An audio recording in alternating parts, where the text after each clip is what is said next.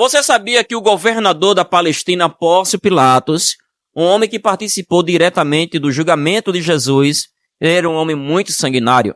Se a gente olhar de forma superficial a posição de Pilatos no julgamento de Jesus, iremos dizer que de fato o seu coração era um coração pacífico e que só julgou a Jesus por conta da força popular dos judeus, mas na verdade não foi bem assim.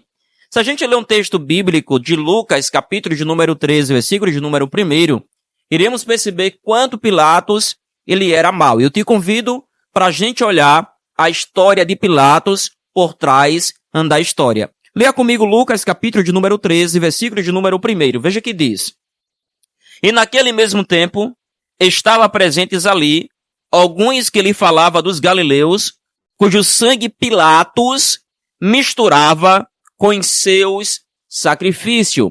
Perceba aqui está um ato de maldade provocado pelo Pôncio Pilatos, governador da Palestina, e esse ato aqui foi um ato muito maldoso. Se a gente olhar a visão da história dos judeus, Flávio Josefo, ele conta no livro História dos Hebreus, Flávio Josefo diz que os judeus, eles tinham um tesouro sagrado chamado Corba. E Pilatos, que estava em Jerusalém, quis apoderar-se do dinheiro para construir aquedutos para a cidade, pois as fontes estavam muito longe, mais ou menos uns 400 estádios. O povo revoltou-se de tal modo que se reuniu de todas as partes para protestar. Não teve ele dificuldade em compreender que assim facilmente se provocaria uma revolução. Deu ordem aos soldados que tirassem as vestes militares e se disfarçasse em homens comuns do povo, misturando-se à multidão. Os atacasse não com armas, mas com pauladas, quando ele começasse a gritar. Tudo estava assim preparado. Ele deu o sinal, convencionando, e os soldados executaram a ordem. Muitos jovens morreram, outros foram pisoteados pela multidão quando procurava fugir. Tão severo castigo assustou aquela gente e a sedição terminou.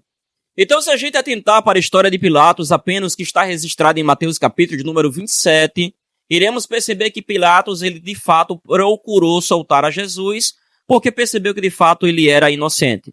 Principalmente quando chegou a sua esposa, Cláudia Prócula, chegou para Pilatos e disse para ele que não se envolvesse no julgamento desse justo, porque em sonho ela sofreu muita noite por conta dele. E Pilatos procurava soltar a Jesus.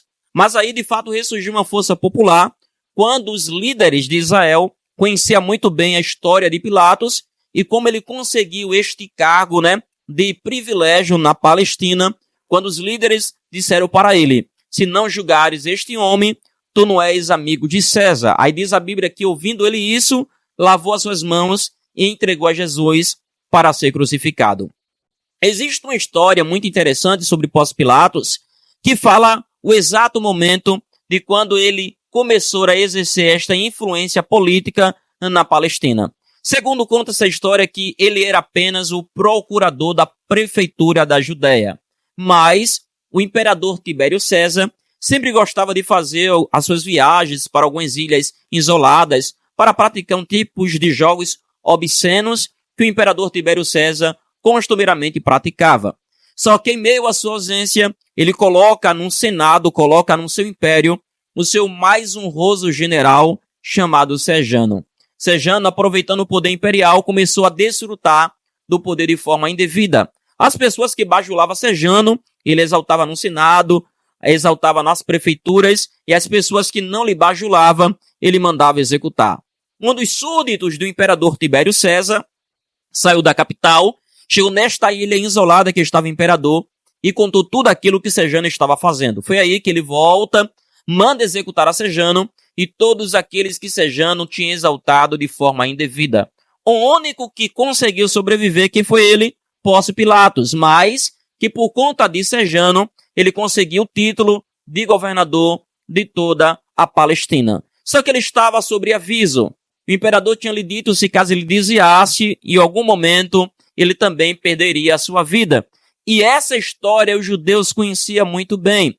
Então os judeus, quando disse para Pilatos: se não crucificares, não és amigo de César, o que ele pensa? Eu já tenho um aviso do imperador. Então é melhor ser amigo de César do que ser amigo deste Nazareno, desses judeus que eu não conheço. Então é melhor preservar a minha vida do que preservar a vida deste homem que diz que é rei de Israel. Essa história é muito interessante e se você quer saber mais, siga o nosso canal, a Bíblia Responde Oficial. E se tiver alguma dúvida, deixe aí nos comentários que terei o maior prazer de poder ajudar. E a fonte também vou deixar para você, é um dos livros que eu sempre uso, que é conhecido como Histórico e Cultural do Novo Testamento. Se você quer adquirir este livro, é só deixar o seu comentário que eu vou mandar o link para você. Que Deus te abençoe no nome de Jesus.